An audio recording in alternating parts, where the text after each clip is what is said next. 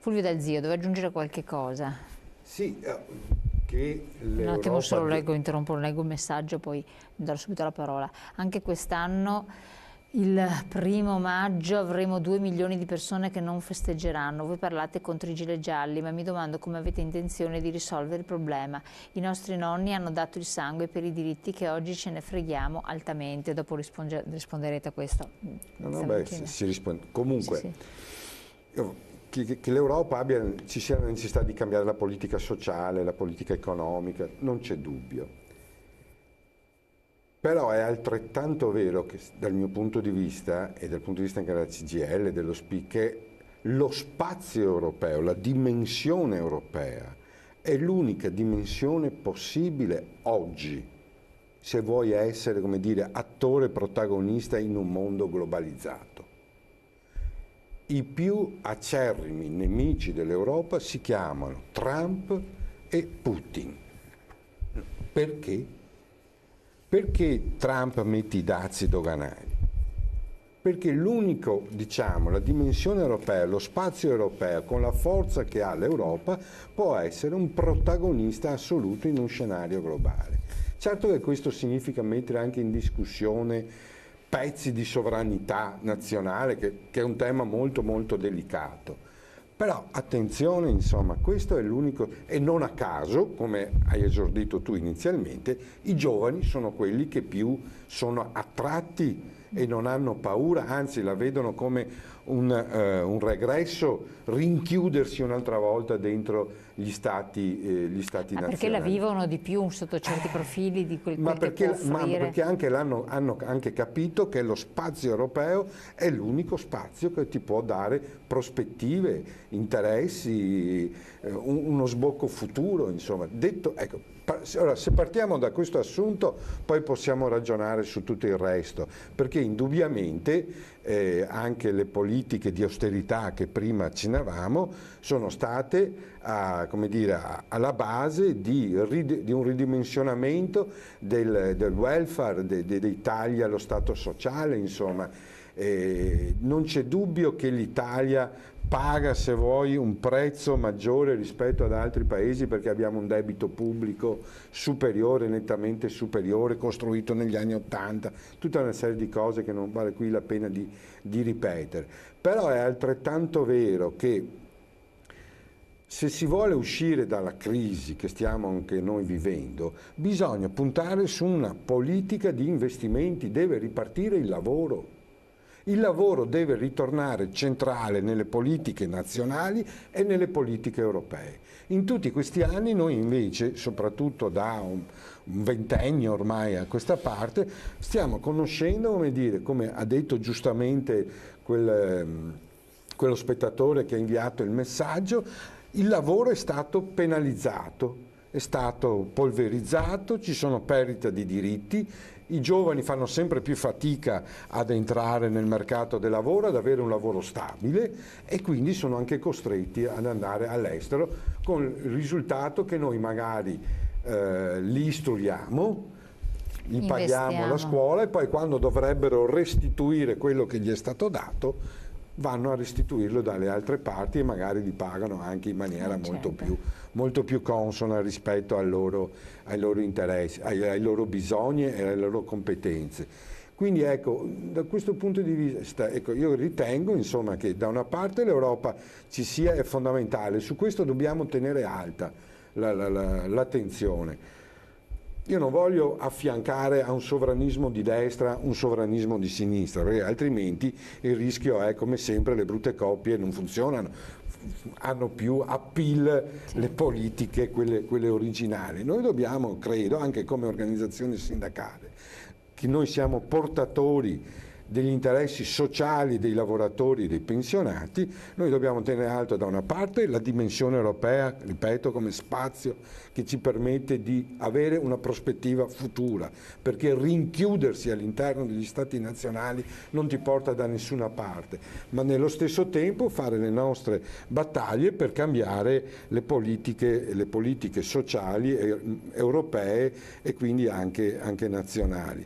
Quindi insomma Poi si parla tanto delle pensioni, quota 100, tu sottolineavi il fatto che l'Europa ha, come dire, vergato con la matita rossa questo provvedimento.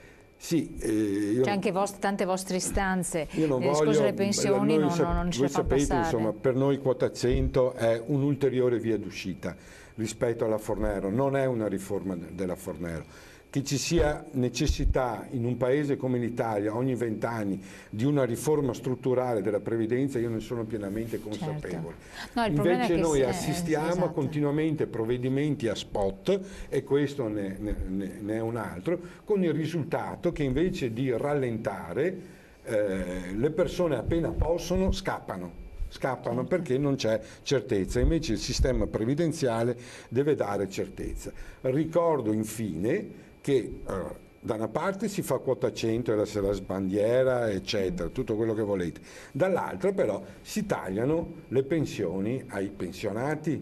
Nel Veneto 400.000 pensionati rispetto a un accordo che avevamo fatto nel 2016 che prevedeva la rivalutazione con i vecchi sistemi delle pensioni, dovevano avere un aumento delle pensioni. Il risultato è che questo governo ha bloccato, stiamo parlando di 400.000 pensionati del Veneto, stiamo parlando di circa 400-500 milioni in un triennio, tutti assieme, quelli che superano 3 volte al minimo, perché se è vero che magari possono essere pochi euro, però se li mettiamo tutti quanti assieme vediamo che le cifre sono cifre consistenti. E poi i pensionati sono quelli che da 8 anni non hanno la rivalutazione delle pensioni, per cui se noi calcoliamo tutto questo vedete che i pensionati hanno messo parecchie risorse nel sistema Italia. Poi non è solo colpa di questo governo, anche quelli precedenti hanno le loro responsabilità, non c'è dubbio. Però quello che va sottolineato, e chiudo, è questo: si continua con politiche, come dire, che non favoriscono il lavoro.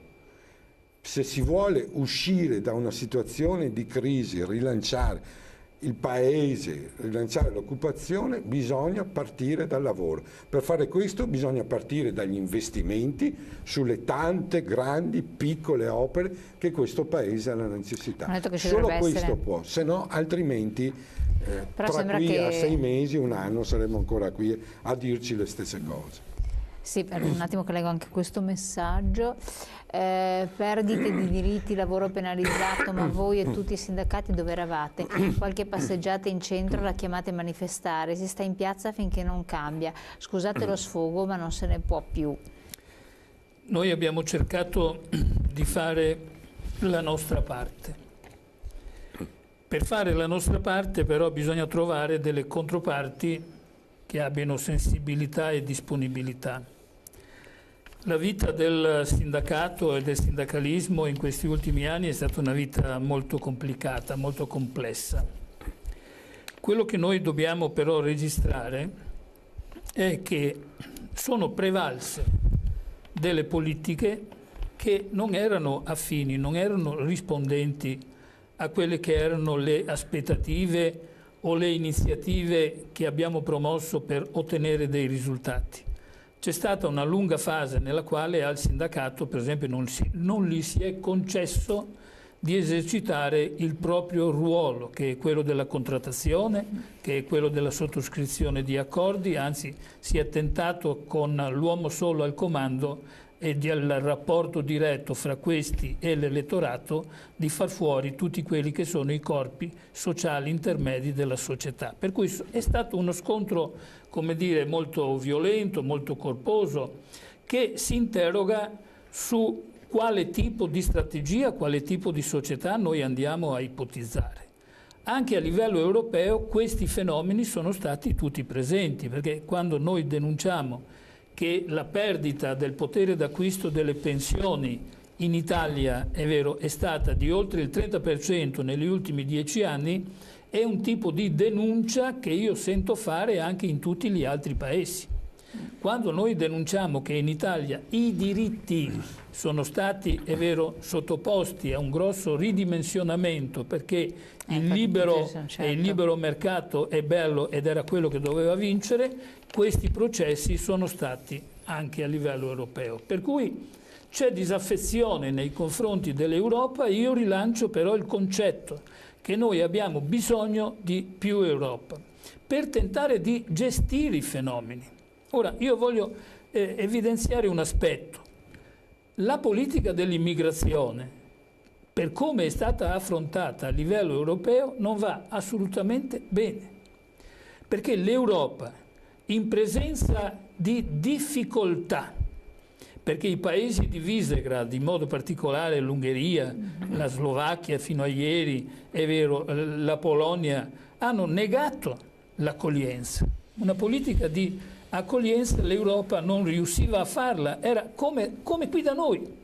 Noi non siamo riusciti a esercitare una reale politica di accoglienza, è vero, perché comuni, perché altre realtà amministrative si sono opposte. Qui da me no, e di conseguenza la chiusura dei porti ha esattamente questa valenza. Qui da me no, qui da me no, dice Orban in Ungheria. Di conseguenza c'è un problema vero. Noi dobbiamo rilanciare l'azione dell'Europa diversa, dell'Europa nuova, indicando per esempio alcune priorità. Noi riteniamo per esempio che la politica sull'immigrazione debba essere affrontata a livello europeo, perché solo a livello europeo può trovare degli sbocchi, e alcuni paesi lo hanno fatto, vedi i paesi nordici eccetera, rispetto ai paesi della negazione invece bisogna trovare delle politiche. È facile? No che non è facile, però dipende anche da chi vince. Da chi vince, e per questo io dico è importante andare a votare, perché se vai a votare ed esprimi un certo tipo di orientamento, un certo tipo di voto, puoi ottenere determinate risposte. Diversamente noi resteremo sempre sul punto di partenza, questo è il problema. Si prende un attimo solo che chiede la parola. Volevo dirti però un'ultima questione. C'è questo problema dell'immigrazione, c'è un problema che ci riguarda. Perché la gente non va a votare perché noi siamo qua a dire andate a votare, non va a votare solo per questo, è un invito politico che noi facciamo, è un invito alla partecipazione. Noi sappiamo che per andare a votare puntiamo su alcune questioni. Come sindacato dei pensionati, perché noi qui siamo rappresentanti del sindacato dei pensionati, le dicevo prima, noi intendiamo fare la nostra parte. Poi c'è tutto il resto del ragionamento che anche qui abbiamo fatto, ci siamo sforzati, eccetera. Noi, per esempio, come FERPA, che è la Federazione Europea dei Sindacati dei Pensionati e degli Anziani, una federazione che mette assieme 10 milioni di iscritti, una federazione che mette assieme 29 sindacati sparsi nei vari paesi europei, per cui una rappresentanza, come dire, autorevole. Noi stiamo per esempio dando vita a una campagna dove invieremo ai candidati, una volta che sono stati scelti, noi invieremo una cartolina, la cui copia è questa qui, che non so se riusciamo a farla vedere. Ecco, allora, suspense, cartolina. Che cosa riguarderà questa cartolina? Quindi che cosa viene richiesto ai candidati? State con noi, pubblicità e poi ve lo sveliamo.